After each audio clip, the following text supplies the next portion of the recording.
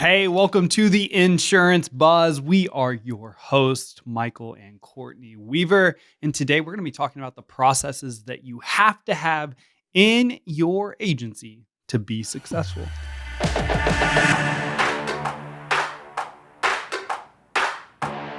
Let's get into it. I thought you were going to be like, let's get it on. We are about to get it on, though. We are about to get it on. This is a hot topic, talking about processes and systems that you need. You are waiting for the next process that will be the silver bullet solution. If I just had this process, if I just worked this one a little bit more, or maybe this. The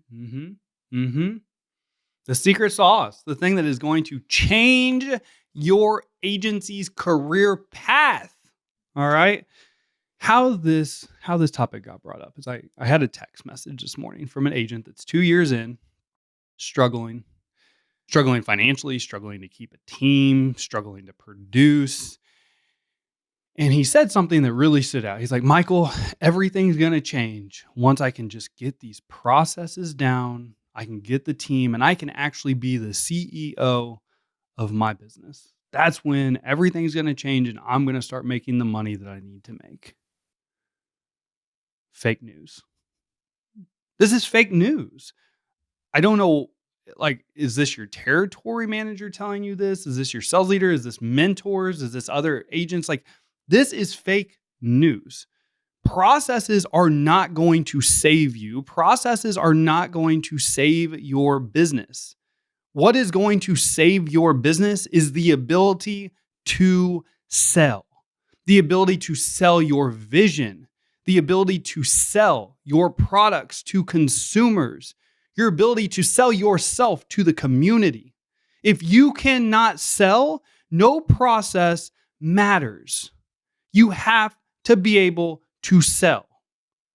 If you need money, you have to sell products to equate to commission dollars to be able to pay the bills. I think this gets mixed up because we're looking for an easy out, or we think that we need to do more in leadership. And you have to remember that processes don't sell policies, people do.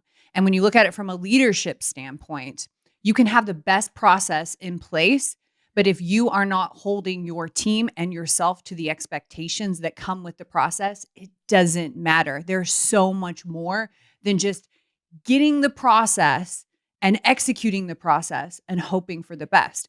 When we were having this conversation, we were getting really fired up because we keep hearing it a lot as the reason why you're not hitting the production that you want, the reason why you're not making the money that you want, the reason why you're not the CEO like you want to be or having the business that you want. And yes, processes are extremely important. And I don't want to skip over that and say, screw processes, you don't need them. You absolutely need them. But you have to think about it like a fast food restaurant. Every fast food restaurant has a process. Every single one of them do. But there are only a few that really stand out, that are really changing the game. So it's not just the process. It's the people. You have to remember that you are in the people business, and sales is the root of every single business. It all comes down to sales. So if you are focused on processes and you are thinking that your service process or this process is going to sell something, you really need to look at what is your sales process? And are you holding your team and yourself accountable to the expectation of that process? You don't know what's broken until you start getting in there and selling too. Yeah. You're trying to anticipate all of these problems of this process, you don't even know what the process is until you start executing. You're spot on with this because we're not saying that processes aren't important. You have to have processes to build a business. We're not saying that you can't have processes. What we're saying is you can have a recruiting process and you can recruit the best talent. But if you can't teach that talent how to sell, they're not going to make it. You can have an appointment setting process where you're meeting with every customer. If you can't have a conversation that sells a product, it's not going to matter. You can have the best processes in the world, But you are a sales organization. If you cannot sell, if you cannot teach a team to sell, you are going to struggle as an insurance agency owner. I'm going to go further to say you are going to struggle as a business owner. It doesn't matter what business you run, you have to be able to sell. That's it. Like there are all kinds of great processes from customer service to recruiting to hiring, Retention, like pivots. hiring, meeting with your team, meeting with customers. These are all fantastic processes. But the number one thing that moves the needle in your business is growth. Without growth, you are not going to be able to maintain or sustain business because you're not going to have enough revenue to pay the bills. You have to have your sales processes on point. And to be able to have your sales processes on point, so we can walk through a couple sales processes. All right. I think that would be good. But you have to have the ability yourself. It doesn't matter what kind of sales process you have. I can give you the best sales process. But if you can't have a conversation with somebody and sell them on a product, even the best sales process in the world isn't going to matter. Like you have to be able to sell. And if you can't sell, you need to contact me right away because you have a major problem as a business owner and sales producer in this industry. You're in sales. You have to be able to sell. Are you tired of hiring new producers only to find out that your sales numbers aren't improving? It's a common problem in the insurance industry, but the solution isn't always to keep hiring new people. Instead, it's time to invest in a comprehensive training program that can transform your existing team into top performing producers. Our insurance training program is designed to help your team achieve measurable sales success. We understand the unique challenges of the insurance industry and have developed a training program that addresses those challenges head on. Our program covers everything from prospecting and lead generation to closing deals and retaining clients. There's so much more to the program. So if you're interested in joining the program that's helped over 10,000 insurance agents nationwide, visit www.weaversa.com or send me a text directly at 816-727-7610 with any questions to find out more. Let's go through, because I don't want this to just be a rant, but it is very important because so many times there are individuals out there that sell hopium. And hopium pisses me off because, you should sign up with me because I'm going to give you the same processes that have allowed me to be a really successful insurance agent and business owner. Well, shit, if they ain't teaching you how to sell, it doesn't matter in the first place. All right. So let's talk about sales conversations and processes. So the number one process is your new business conversation. Yeah. Your new business conversation. So this is from attracting the business. So how do you attract? How do you fill your prospecting funnel? To then what does that sales conversation look like and sound like to have a high conversion rate where you're quoting multiple policies, you're quoting more coverage, you're educating the customer. So for example, elevator pitch. This is going to be step one. How do you overcome those initial objections? So, hey, this is Michael from XYZ Insurance Company giving you a call today, Courtney, because your insurance rates just went up. I've been able to help the last 9 out of 10 people I've talked to in your area. I'd love to do the same for you. Are you still at 123 Main Street? Holy shit, that is a good elevator pitch right there. All right, so, right off the cuff. All right, so that's an elevator pitch. Then you have to be able to overcome objections. Then what do we move into? Step 2 would be the rapport building conversation. So this is where you build rapport. I have what we call the 80-20 rule. Mm-hmm. So 80% of your time needs to be spent building rapport with the customer. You can use an analogy like FOR, family, occupation, recreation. People love talking about themselves. In Sales 101, the best sales professionals in the world are those that ask questions, get the consumer talking, because when they talk, they like you. And you find out the information that you need to find out. Because, for example, when you build rapport, you're going to find out commonalities. When you have something in common with somebody, you're automatically going to increase the odds and chances of doing business with that individual. Okay? Mm-hmm. Does this make sense so far? Yeah. So family, occupation, recreation, 80%. Now the other 20%, you still got to get the information for the quote. I understand that. You still have to find out what I call the boring information. Hey, the names, the date of birth, how many drivers, the year, make, model of vehicles. All right, so while you're gathering this information, this is a little bit of the conversation. Where I find that most people really struggle is they flip the script. Is they will 80% of the conversation is around the insurance information and maybe 20% is around rapport. Yep. Okay. So that's step 2. Step 3 is now the discovery conversation. What's important to the customer when it comes to insurance? Why are they shopping in the first place? And I know that 99.9% of people are going to say price. I just want the best price. I just want the cheapest rate available. You want to know why they're saying this? Because since 1999, this is what Geico has been preaching to them. Since 1999, we have over 2 decades of one insurance company saying, hey, just save money. 15 minutes for 15% or some shit like that. So, Billions of dollars a year. yeah. Whereas if you notice all advertisements right now, it's not about saving money, baby. It's We're about bundling.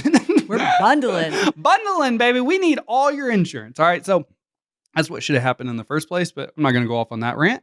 Hey, discovery conversation. What is important to you? For example, if you got into an accident tomorrow and totaled out your car, what are you going to expect out of me, your insurance agent? What are you going to expect out of the company?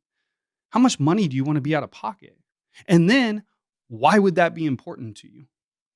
When they tell you they expect you to follow up with them on a weekly basis, tell me about that. Why would that be important to you? Because more than likely they've had a bad claims experience if they're like, well, I'd want you to follow up. So the discovery conversation, what problems are you solving? Step 4, we have the conversation. We have the insurance proposal. Now with the insurance proposal, this is the bread and butter, baby. This is where the magic happens. Look, step 5, I'll go ahead and fast forward to that. That's the close. Everybody wants to always know closing techniques. And look, I love closing techniques. I love overcoming objections, but the true close is the proposal. If you have a shitty proposal, you are going to have a terrible closing ratio, no matter what closing techniques I teach you or you learn. The insurance proposal is where you educate the customer, you empower the customer, you give them a plan that is going to make sure on their worst day that they're protected. You give them 4 times, 10 times the coverage they currently have. You've now turned an intangible product. When you get really good at this education where you're empowering the customer, you're using stories to sell your product. I always envisioned, I wanted my customer to actually be like, okay, right now I have 25, 50, 25. And what Michael is giving me is $1 million umbrella policy that covers everything I own. No matter what happens, I'm protected.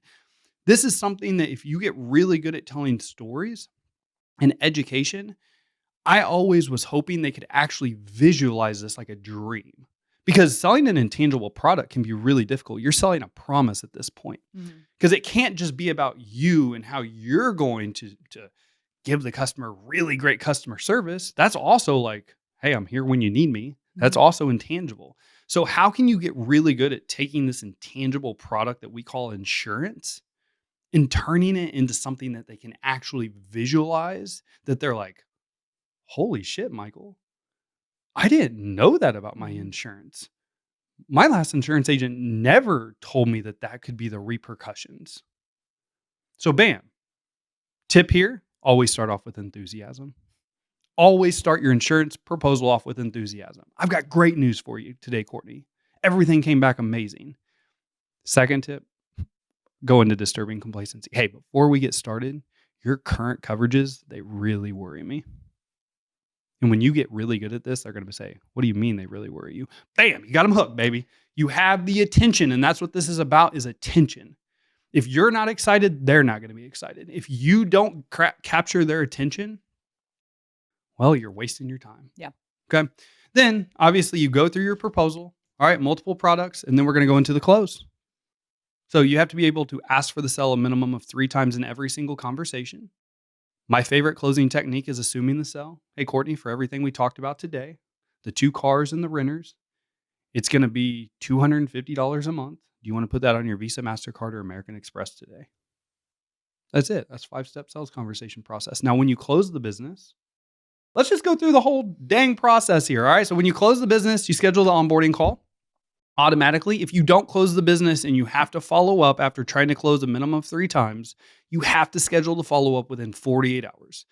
This rule is an absolute must. Within 2 days, you have to be back on the phone. Why? Because I personally had, in my office personally had a 76% closing ratio if I could talk to a prospect within 2 days of quoting their business.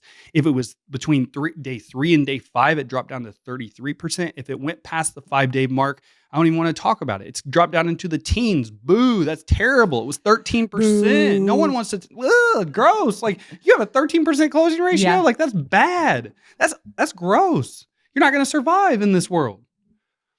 So you have to follow up within 24 to 48 hours. And then if you close the business, you always got to be meeting with customers. Hey, Courtney, thank you so much for your business today. I appreciate you. I'm going to get everything processed. Now, before I let you off the phone today, one thing that we do different here in this agency is we like to put a face with a name and get to know everyone that we're doing business with. Plus, we need to go over everything one more time just to make sure that you are clear on everything when it comes claim time. When would be a good time in the next 2 or 3 days to put on the calendar? I'm not asking if she wants to have an appointment. This is part of the process. I meet with every single customer. And for those that are writing business out of state, hey, remote, virtual technology, use Zoom. It's the same process, just a little bit different verbiage. There's a great sales conversation process for you. Now you actually have to be able to have that conversation, Yeah. which is what we teach to. This is what I'm saying. Like, we can give you the best conversation. We can give you the best process. If you don't know how to actually deliver this and actually have the conversation, this process is worthless. Literally, the process I just gave you is gold. It is gold. But if you don't know how to actually have the conversation, the in between, and then you train and you practice on it and you master the craft, it doesn't matter. Because not only do you have to master this, then you have to teach it to your team, and your team has to master this. Because again, if you can't sell and you can't teach people how to sell, you are going to struggle as a business owner. Processes don't sell policies. People do. There is no process out there that is going to save you. You have to train and develop. And you actually have to, as a business owner, you have to start selling things to know where you need to improve in your process. Yep. You have to get in there and actually figure out what's broken. And it doesn't matter what business you're in. We're getting ready to start our 6th business, and it's always the same. The first process that you always have to start with is business. How am I bringing business in? How am I converting that? And then what happens after that? That's right. Then what comes next? That's the first process that you always have to start with, because everything is centered around that. Your leadership, your growth, your service, anything from referrals, anything from your systems in your office on money management. It all starts with customers. Without customers, you don't have a business. Nothing exists. So if you're wondering what process is the one that you should be focused on, it's the one that drives revenue. It's the new business. It's that whole conversation that we went through. And then how do you hold yourself and your team accountable to that?